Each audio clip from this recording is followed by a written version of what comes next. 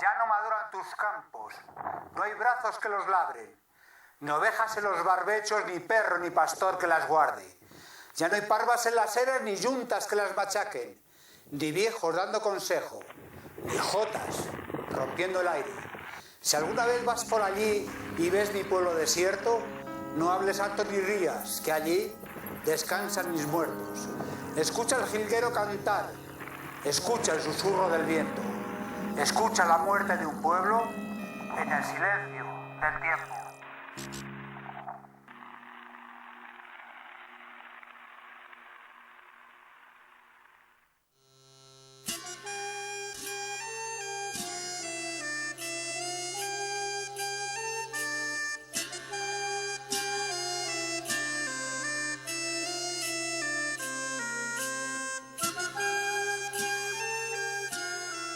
Desde antaño hasta Ogaño nos ha traído hasta el Bendiego, hasta el Molino del Callejón, a orillas del río Manadero.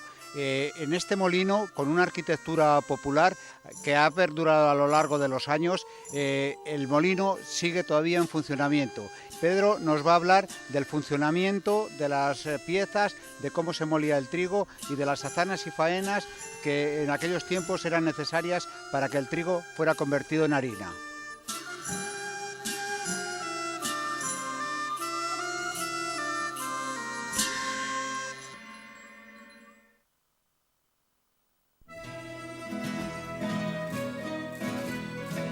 Después de los soles justicieros de julio, los picotazos de los tábanos en la espalda, de las vueltas sin fin subidos al trillo machacando la parva en la era, de tragar tamo en la albela y del almacenamiento del grano en las trojes y graneros, llega el momento de la molienda, en función de las necesidades propias de cada familia.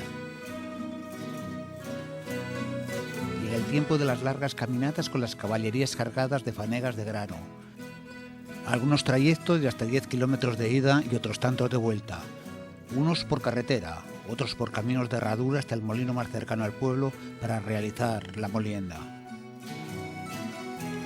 El molino harinero de Aceña es la casa o edificio donde hay un molino harinero, generalmente de agua. Fue una industria transformadora de tecnología popular que convertía el grano en harina, necesaria para la alimentación de las familias y del ganado, que digerían mal el grano, pero muy bien la harina y el salvado.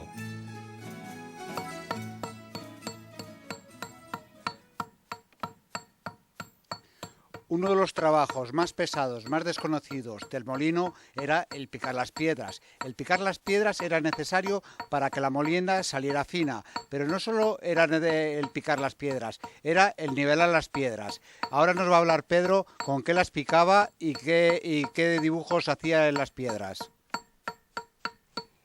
Bueno, estos se llaman rayones, para que aquí la harina pasase en menos tiempo. Había que desanchar en vez de que se borren, que tenían que quedar como este que estaba andado, para que el aire que lleva la piedra y la harina la despidiese con más facilidad, porque si esto se cierra ya no se trabaja, ya la harina ya no sale. Y de aquí para adelante se hacía la harina, y de aquí para adentro, para el ojo, se trituraba el grano. Y luego, según se iba moliendo, lo más fino, la presión del aire que lleva las piedras, el vuelo, lo sacaban lo primero. Según se iba moliendo, lo fino lo tiraba fuera. Y lo otro se iba moliendo poco a poco. ¿Y la herramienta que utilizas, cómo se llama? Esta pico y estas piquetas. Que tenían diferente función. Estas son para desbastar porque van en pico para ahondar. Y luego estas otras se daban así para afinar el picado. Porque hay que comerle, esta había que haberla picado cuando la quité y había que haberle comido hasta aquí. Había que haberla dejado como de ancho. ¿Y estas piedras, cuál se picaban mejor, la francesa o la española? La francesa es piedra natural. Yo sabía que ponerse casi hasta guantes porque yo chorreo mucha sangre por las manos sin guantes. Esas son muy duras. No hay quien las entre. En el momento que se rozan la una con la otra, se quedan muy duras, hacen un pegamento que no hay más duro que el acero. Pero luego la molienda, ¿cuál era mejor? La de la otra. Estas son artificiales nada más para pienso. La otra son piedra natural que se hace de trozos de 20 en 20 centímetros. 20 de ancho por por 20 de largo. Son todas hechas de piedra. Las francesas llevan de piedra buena, de bueno, a la parte esta que se hace la harina fina. Un poco más adentro lo meten, pues si había que alargar el picao. Y luego para poner las piedras en el molino, la bajera y la cimera... Se meten rodando a su sitio. Y luego se cogían con las cabrias y unas medias lunas. Lo primero había que cogerlas con unas cadenas hasta poder enganchar con las medias lunas a las piedras. A través de unos rotos que... Mira, de este no lo llevo aquí. De este, aquí lleva el reto de poderlas enganchar. O sea, aquí se mete un pasador ahora y un palo metido para la lata. Pero aquí se mete un pasador y otro al otro lado. Y ya se cogen con la cabria que se lleva y las medias lunas y ya se suben a donde se quiere. Y el nivelarlas, porque tendría que tener un buen nivel para que la harina quedase... El nivel se ponía una regla que cruzase de un lado a otro y se echaban unos niveles especiales que había entonces. Nosotros nivelábamos con un nivel de avión, de los aviones. ¿Cuántas horas o cuántos días os tirabais picando la piedra? Pues para cada una de estas un día. Para una sola un día. Una persona sola no podía picar más que lo que es una. Porque es que había que desbastar de aquí para adentro, había que desbastar para que entrase el grano. Desde aquí hasta el ojo había que desgastar a desnivel, para que el grano entrase bien y luego, según iba pasando, se fuese machacando. Y luego aquí afuera, en estos 20 centímetros, es donde se hacía la harina.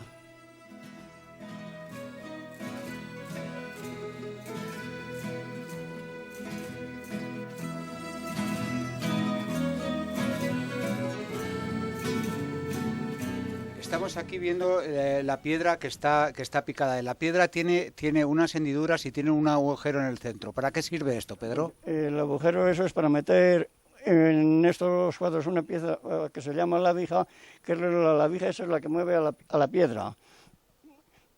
Esa es la que le hace dar vueltas a la piedra. Girar sobre la que está... No, esta es la que vuela. Esta es la que vuela. La que está fija es una pieza que hay ahí ahora, que ahora os la enseñaré, que va metida en aquella que es donde se mete el eje. ¿Y qué nombre tiene la pieza esa? La vija. ¿Y dónde va enganchada? Esa va enganchada aquí, se coge con cemento o con plomo. El plomo ya desaparece, en las piedras del trigo no se puede meter porque es veneno. En las del pienso sí, porque no perjudica nada. Y cuando se desgastan las piedras hay que volver a ahondar estos hierros para que no peligre el plomo ni pegue las lavijas con aquella otra. Aquella otra que veo que está totalmente desgastada. Aquella está desgastada y hay que marcarla y hacerle todas estas rayas. Esta piedra que está casi lisa hay que ponerla marcarla por el medio, que sea la medida exacta, y luego dividirla en 12 piezas, 6 a un lado y 6 a otro, y estas rayas que se ven así, que en esta casi no se ven, tienen que salir a escuadra con estas otras. Hay que dejarlas todas exactas, porque si se dejan unas más grandes que otras, las rayas, la harina no sale al mismo tiempo. Tiene que ir todo igualado. Una vez que ya sabemos cómo se pican las piedras, cuál es su funcionamiento, queríamos saber, ¿esta piedra dónde va? Pues esta piedra es la bajera, que se llama bajera o piedra solera, la que va fija. Y esta es la que da vuelta junto con esa o con otra compañera, que se pueden acoplar distintas. No son compañeras, son de son artificiales las dos, pero de distinta clase. Una lleva un cemento de una manera y la grava distinta, porque esta ha venido de Francia y esta es nacional. Pues la corredera vino de Francia antes del 1936, sobre el 1930. Y esa está hecha aquí en España después de la guerra. Después de la guerra, sobre el año 50 aproximadamente. Pues una vez que sabemos cómo se mueve el trigo, que básicamente es como hace 10.000 años, cuando el trigo lo molían con dos piedras una encima de otra, y luego vino los almireces o los machacaban con rulos.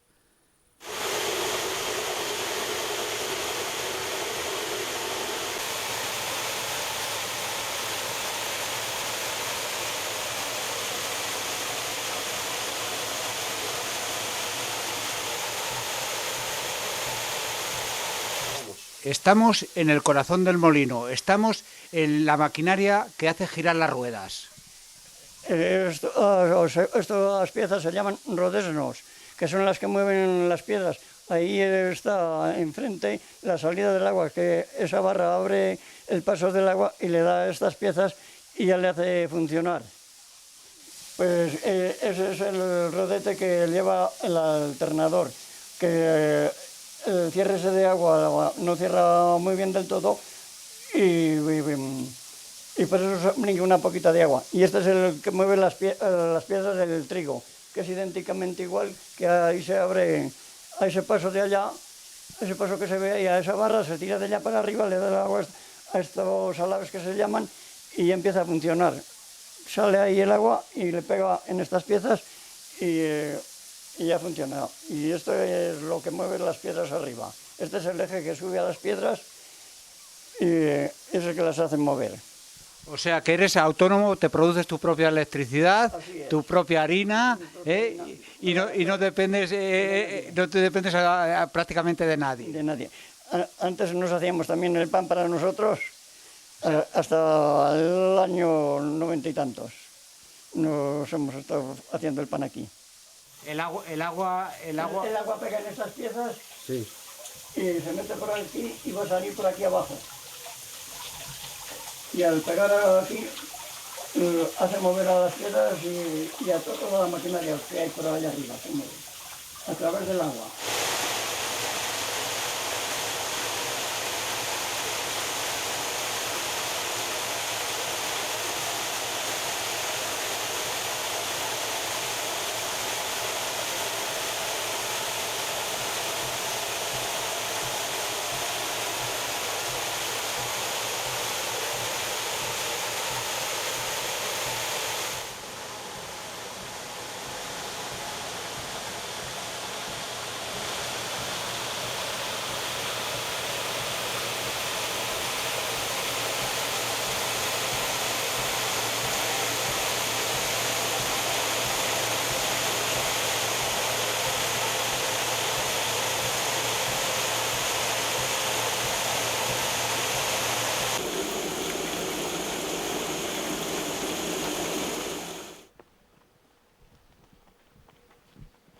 Estamos en la entrada del molino. ¿Desde cuándo data la construcción de este molino? Pues según papeles que hay en el Ministerio en Madrid, de 1450, dado de alta como primera industria harinera de España.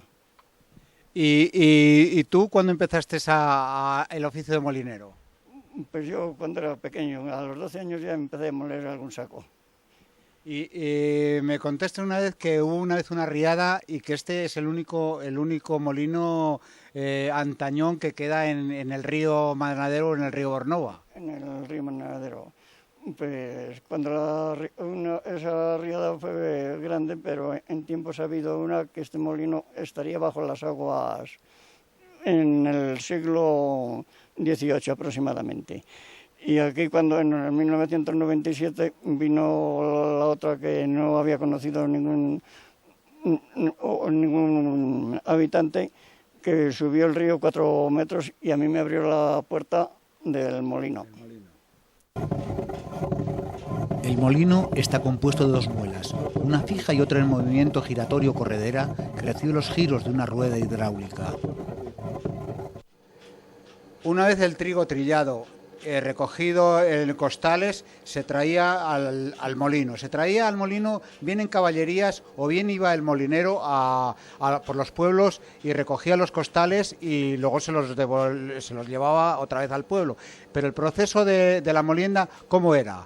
El proceso de la molienda del trigo, se volcaban aquí los sacos y a este depósito, por medio de este elevador, pasaba esta máquina que es para quitar los cantos, las tierras, las pajas, las granzas y todo eso.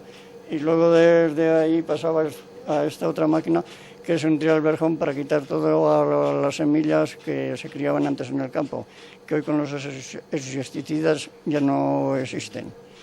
Y luego desde aquí bajaba a estos dos depósitos que son la lavadora para lavar el trigo, que esto como lleva pocos años en funcionamiento, que antes había otro tipo de limpias que se llamaba belga, que no tenía nada de todo esto. Y después de lavarse el trigo pasaba aquí a secarse. En esta máquina se secaba y después pasaba por este elevador a este depósito a estar entre 12 y 24 horas según las prisas que hubiese para molerlo. Se podía moler las 12 horas, pero para bien tenía que estar 24 horas para que la harina tomase la frescura, se ablandase. Y luego se le daba paso a esta otra máquina a través de aquel otro elevador que va metido ahí y caía por aquí a la máquina esta, que esta lo pelaba, le quitaba la germinación y a ese grano no valía para sembrar. Y después salía por aquellos dos tubos a caer a la piedra. Una vez limpio el trigo, ¿por dónde se mete? Bueno, una vez que está limpio el trigo, cae por una tubería que hay ahí, aquí a la torba. Desde la turba pasa a esta copa y luego pasa aquí al ojo de la piedra para la molturación. Y luego está aquí el guardapolvos, que es por donde se mueve a esta salida que hay ahí. Y estas tuberías son corrientes de aire para que no se caliente la harina y no pierda nada de fuerza. Y esta tolva, estas piedras, ¿aquí qué molías? ¿El trigo Aquí no se molía nada más que el trigo, porque son piedras distintas a las del pienso, a las que se molieron. Estas son piedras naturales traídas de Francia, que no hay nada más que dos canteras para todo el mundo que están solamente en Francia. En aquellos tiempos haría dinero. Pues hacían muchas. Una es la Ferté y la otra es la Dordoño. Estas son las Dordoño. Estas son la Ferté. La Ferté es mejor piedra que la Dordoño, otra calidad mejor. Una vez visto este funcionamiento, que aquí dentro están las dos piedras, este es el guardapolvos para que no se expanda la harina y para que recoja todo. Vamos a ver la otra piedra de moler. Las otras que son las del pienso, que son estas, las artificiales.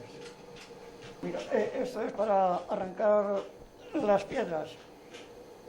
Y aquí en esta barra se le da el agua, que abajo van los rodetes y se pone en funcionamiento.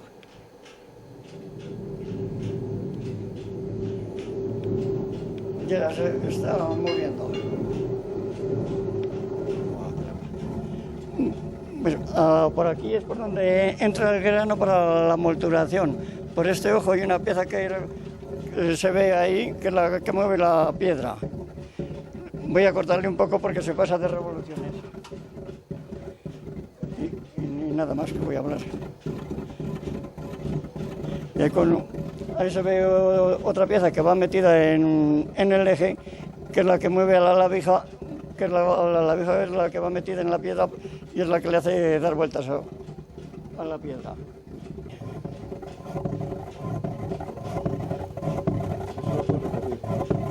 Pues el grano baja por esta copa a esta chapa y esta chapa aquí se le da la salida a esta pieza, a este tornillo, más o menos la capacidad de la molienda.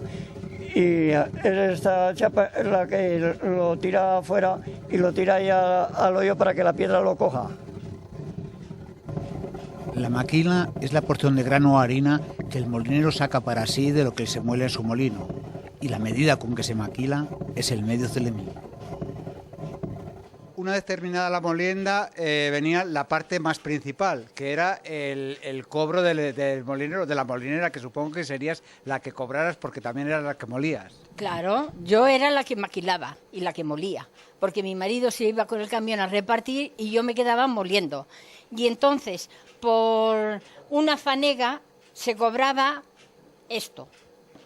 ¿Qué es un celemín? Un celemín, medio celemín, y esto es para la media. Pero últimamente ya no se cobraba con esto. Se cobraba, como venían los tractores y venía gente, pues entonces se pesaba en la báscula. Y era más fácil. Y tanto la molinera como los que traían el trigo estaríais pendientes de que la maquila fuera raso, no fuera ni con colmo ni sin colmo. Ni con colmo ni sin colmo, no había engaño. No había engaño, no se metía la mano. No metías el cuezo. Hay otra medida que es el cuezo, que de ahí viene que ha metido el cuezo, que es el mismo cobro de la molienda, la misma maquila en vez del celemín. Por eso dice, no metas el cuezo, aquí no metas la maquila. No, aquí no meter mucho la mano.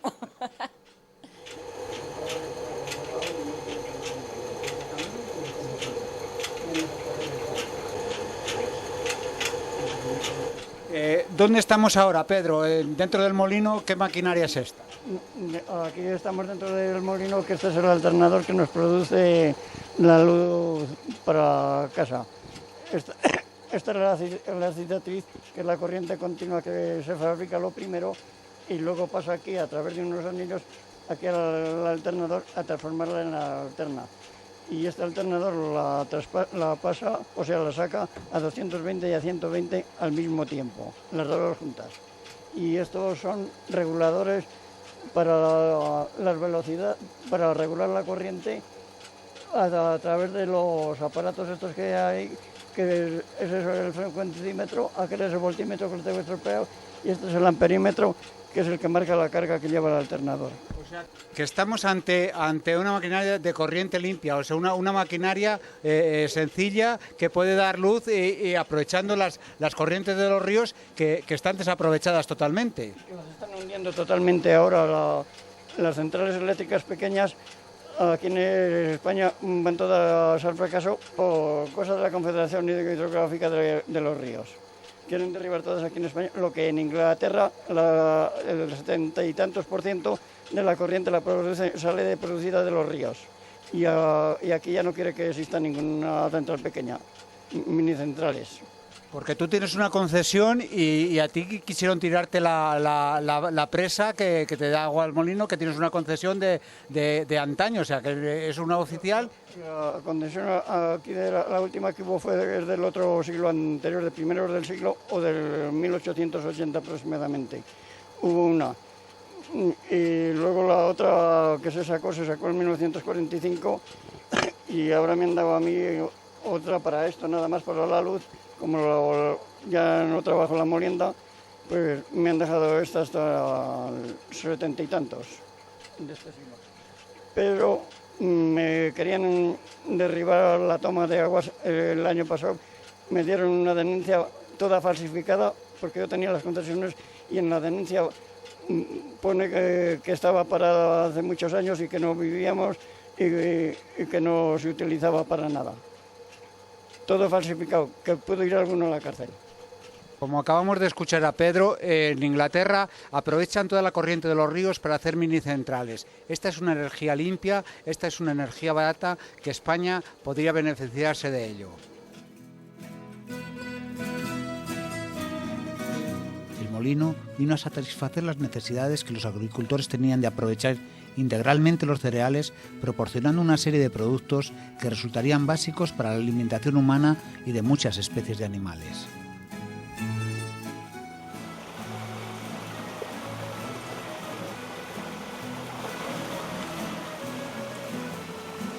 Desde tiempos antañones, este agua dio vida a este molino y a todos los molinos que había en el Mornova.